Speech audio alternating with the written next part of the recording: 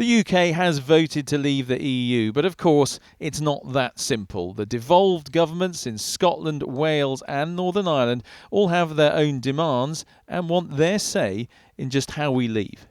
So today, for the first time since the referendum, all those leaders from the different parts of the UK headed into Downing Street to see what Theresa May had to say to them. This single photograph is all we have of what at times was a tense meeting. The Scottish First Minister wants a direct role in the talks with the EU and the right for Scotland to stay part of the European single market after Brexit. The Welsh Government wants much the same, even though Wales, unlike Scotland, voted to leave the EU.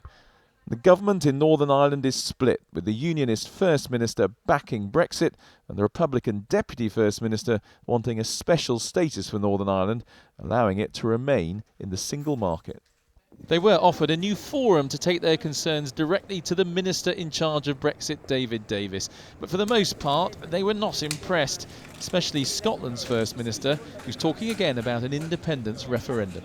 If we end up having a UK government slamming the door in our face, failing to recognise Scotland as part of an equal partnership, which we were always told we were, then I'm not prepared to see Scotland driven off a Brexit cliff edge with all the implications for our economy without at least giving Scotland the option to choose something different. Theresa May was later in Parliament insisting she would listen to the devolved governments, but warning of the dangers of another independence vote. Scotland has more imports and trade arrangements with the rest of the United Kingdom than it does with the European Union. Its first and foremost desire should be to remain part of the United Kingdom.